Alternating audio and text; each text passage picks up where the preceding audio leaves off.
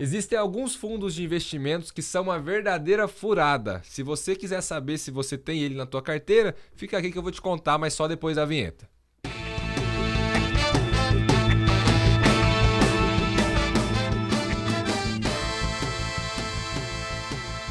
Eu sou o Thiago Diniz, assessor de investimentos da SVN, e eu estou aqui com o assessor de investimentos, Cássio Marcato. Tudo bem, Thiago? Fala, pessoal.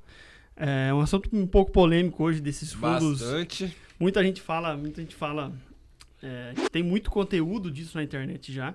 Conteúdos que são bons, precisam ser difundidos. Isso mudou o acesso à informação fácil de um fundo de investimento mudou a indústria. Primeiro a indústria de fundos, originalmente, depois a indústria de fundos de previdência. Só que muitos ainda, e muito dinheiro está alocado em todo o país, toda a indústria, em fundos que acho que furada que você usou é uma boa palavra. Então, é por isso que a gente traz esse assunto aí, porque você tem que saber onde é que está o teu dinheiro. Exatamente. Então, antes de mais nada, não esquece de se inscrever no nosso canal, caso você goste desse tipo de vídeos sobre investimentos. Lembrando que o nosso foco aqui é simplificar esse mundo de investimentos para você, esse mundo que parece e até é um pouco complexo quando a gente vai entender um pouco mais a fundo, né? Mas é para isso que a gente está aqui. Se você tem dúvidas, não esquece de usar o comentário, o Instagram, está à disposição.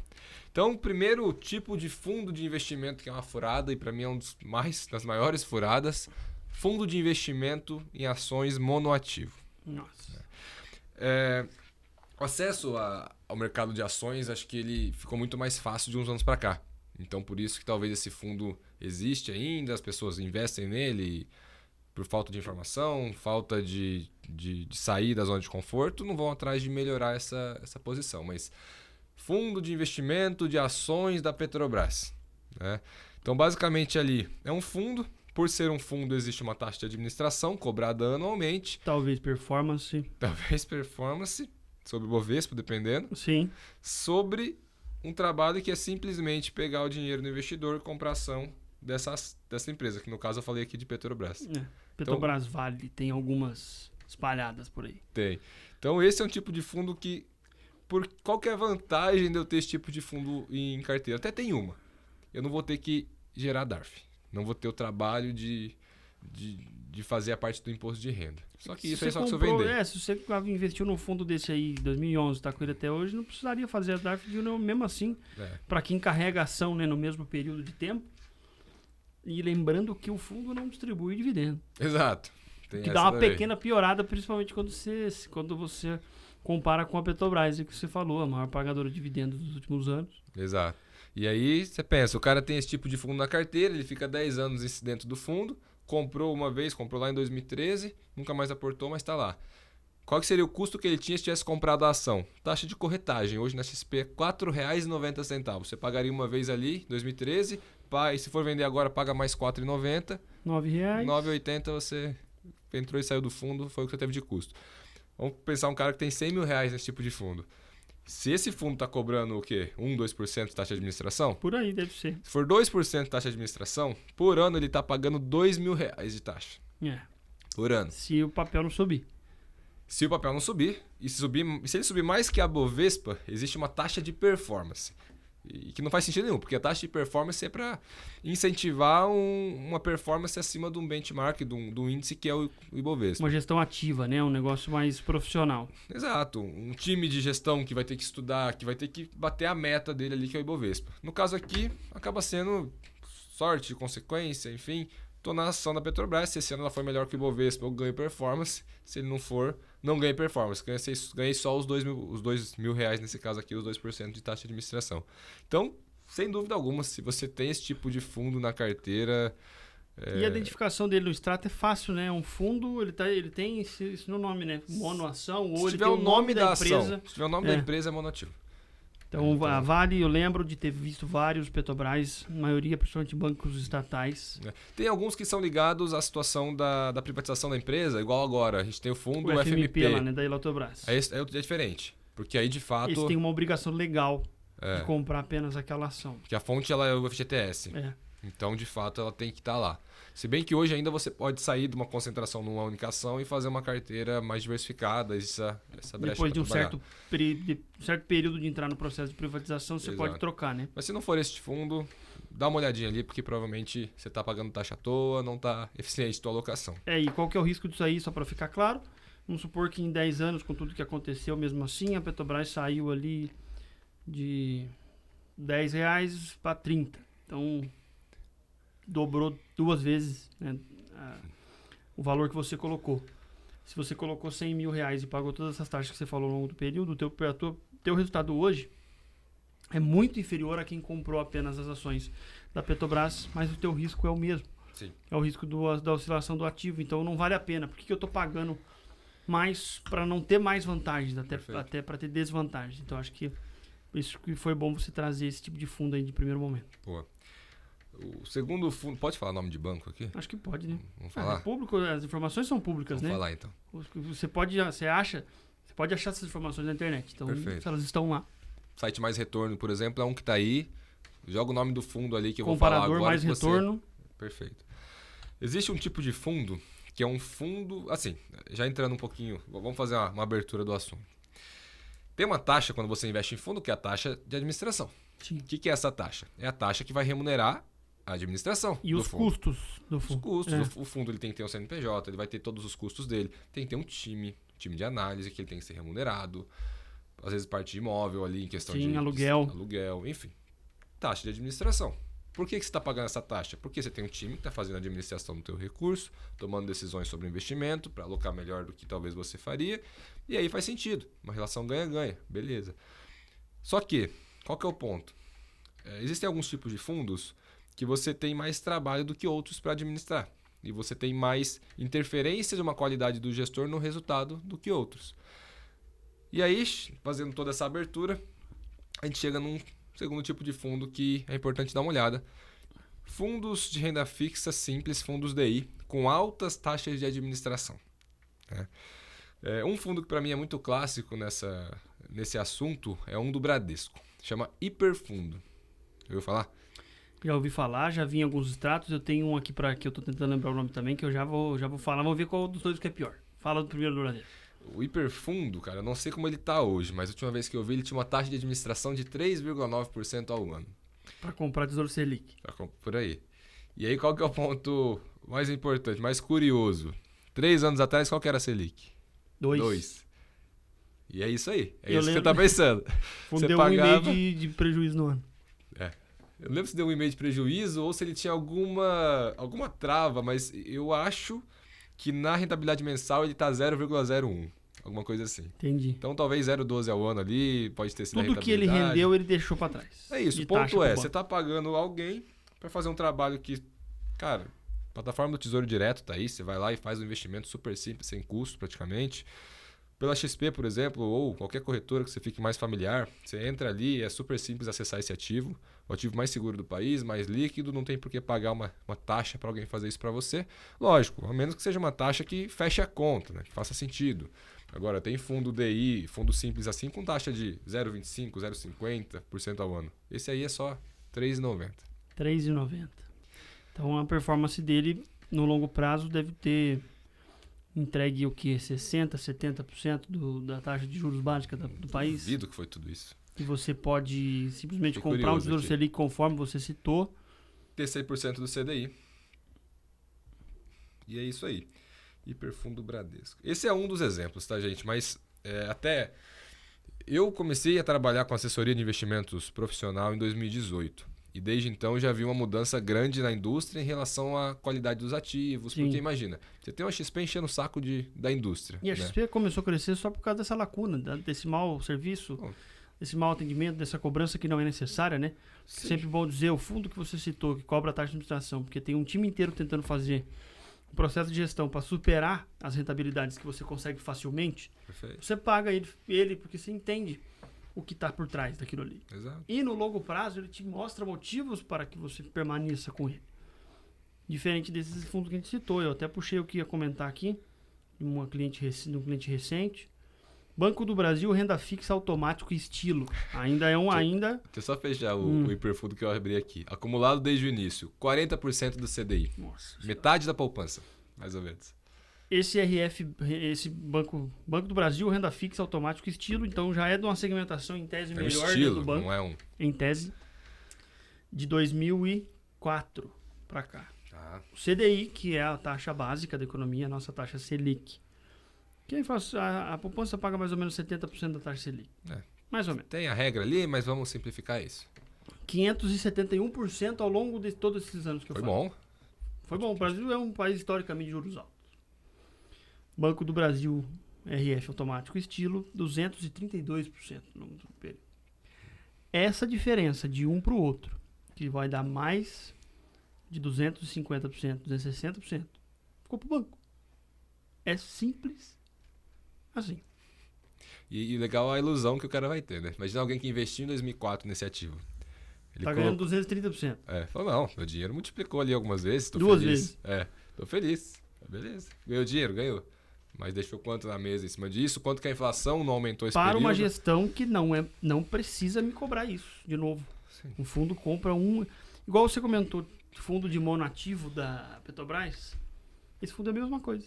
Ele compra Tesouro Selic, ele compra um ativo de renda fixa emitido por um banco, por um governo, por alguma coisa e deixa lá. Qual que é a tomada de decisão que ele tem? Vou comprar às 10 da manhã ou às 11. Ele tem que comprar esse mesmo ativo e ele não está exposto a problemas, ele está ali. Então, não precisa me cobrar caro para que eu tenha essa gestão dele. Ele nem sequer supera o índice de referência para me cobrar tanto. Perfeito. Outra categoria bem criticada e polêmica é a categoria de previdência. Né?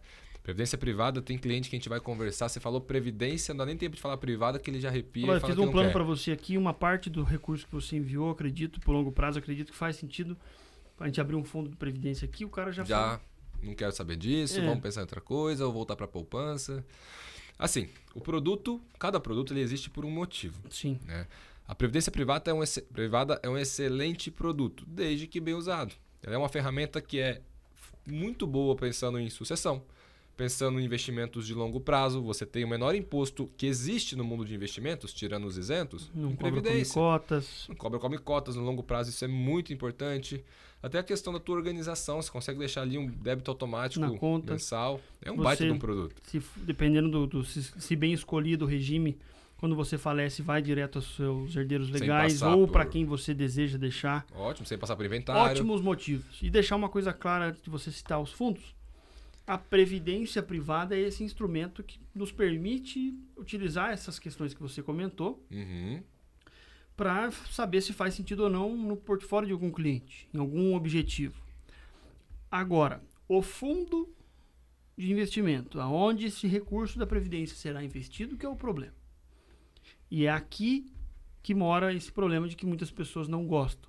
Tudo bem que a soma desses dois fatores, uma previdência feita por uma pessoa que não se deve, ou mal escolhidas questões tributárias, enfim, que acontece um monte dentro dos bancos, também é um problema. Só que isso aqui é uma coisa que um bom atendimento prestado por nós resolve. Perfeito.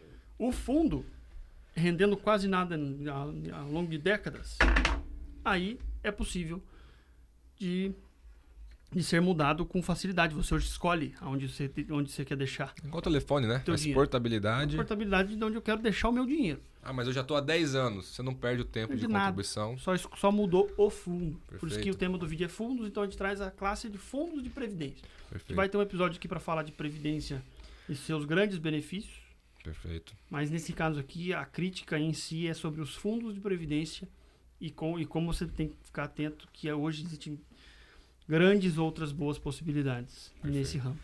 E aqui entra até a questão de conflito de interesse, né? Porque assim,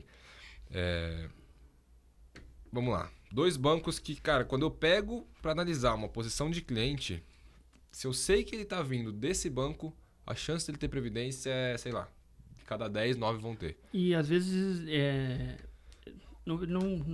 não precisava, não foi ele que quis. Às vezes não faz sentido. Tá jogado. Entendeu? Às vezes já vi gente com reserva de liquidez imediata e fundo de previdência. Previdência serve para quê? Longo prazo. Previdência. Previdência. Regime previdenciário do governo é o Aposentadoria. INSS. O INSS serve para quê? O dia que você Perfeito. tem algum problema ou o dia que você vai aposentar. Perfeito. Previdência privada é a mesma coisa. Então Por- nem sequer isso é levado em consideração. Exato. E aí, sendo bem, sem querer entrar muito no assunto, que não é o foco do vídeo, mas por que isso?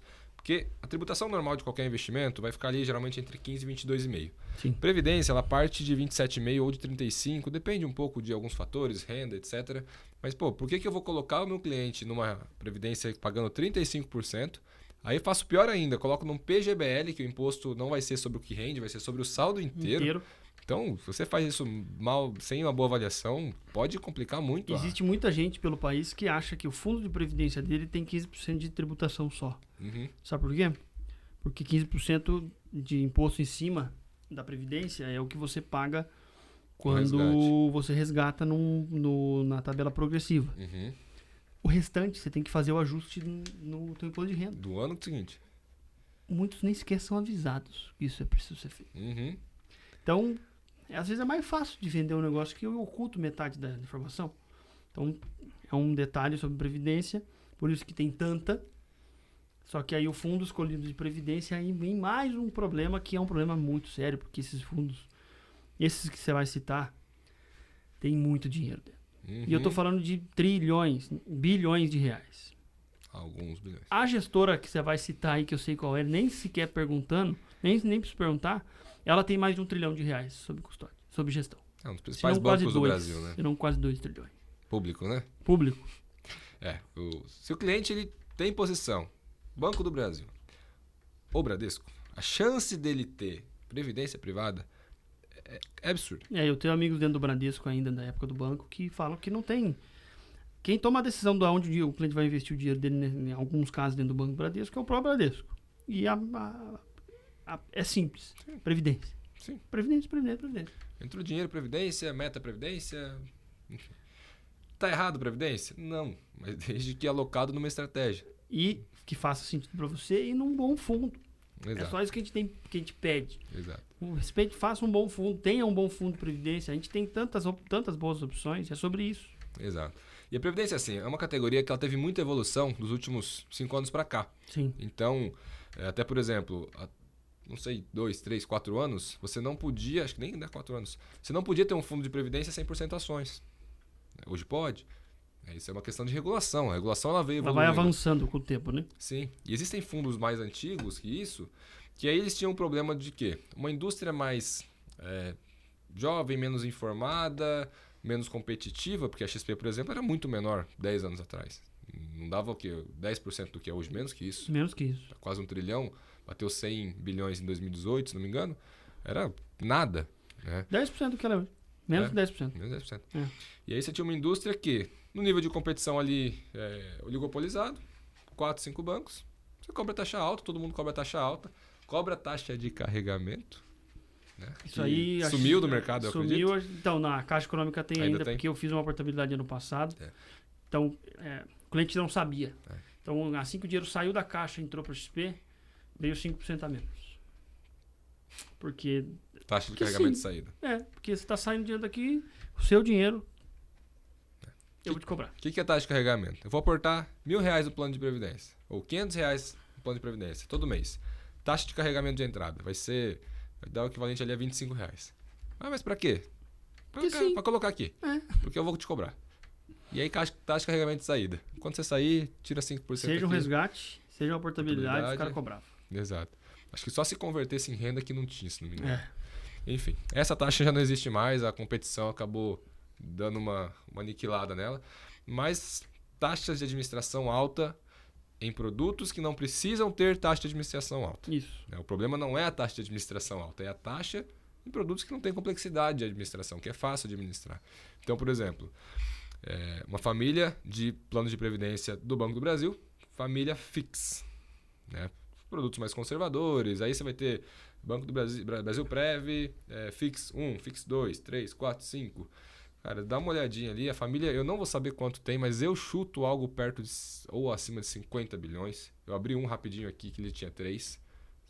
Eles são vários, né? E São todos vários. são... Isso que é legal, deixar claro porque da crítica. todos são o mesmo fundo. Muda a taxa. Todos têm um fundo mãe, Master, né? chamado Master, que você consegue encontrar isso dentro da CVM, dentro da Comissão de Valores Imobiliários, e os demais fundos que são abertos compram esse fundo.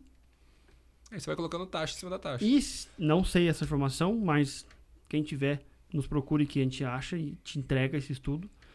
Tem chance do Master também cobrar a taxa de administração. Tem chance. Então daí você está cobrando no Master Cobrando no e está FIC. cobrando no fundo, no FIC, fundo de investimento, em cotas de fundo de investimento, que você tem na tua conta. Num fundo que compra uma única classe de ativo, que tem que seguir o CDI, que tem que seguir a taxa básica de juros. Perfeito. E aí, isso acaba, no fim das contas, impactando direto no resultado. Porque se você é igual, uma coisa que a gente tem que deixar claro, todos os retornos que a gente pode citar sempre que a gente está conversando de fundo de investimento, a gente tem que deixar isso em evidência de que esses retornos eles são líquidos de taxa de administração. Uhum. Então, se eu falo que um fundo rendeu metade da taxa de juros, como o caso do Banco do Brasil que eu usei há pouco, na história, é porque a outra metade foi taxa. Se fundo de renda fixa. eu sim. pego o histórico de um fundo de renda fixa, que seja de previdência ou um fundo normal, e esse fundo iguala ou supera o CDI, historicamente, e isso está líquido da taxa, é um bom sinal. Eu estou pagando para alguém que está me entregando um resultado. Perfeito. Estou pagando Gestão. pela praticidade de não ter que ficar comprando tesouro direto, ou ter que deixar ficar meu dinheiro, ter ele com fácil acesso, eu estou pagando por isso. Perfeito. E está tudo bem. Só que todos os históricos que a gente fala aqui, como são líquidos das taxas, eles são abaixo do que minimamente tinham que ser, que é o CDI. Perfeito. E esse que eu estou falando aqui, que é o FIX, não tem número, imagino que seja o FIX 1. Fundo de 2004. Então, fundo eles antigo. são muito longos, cara. Patrimônio dele, 3,8 bilhões de reais. E é um só. Rentabilidade acumulada, 53% do CDI. É isso. Então é isso. Abaixo da poupança, né? A poupança que a gente já critica tanto porque é um investimento que né, não é dos melhores, mas tem coisa que está abaixo dela.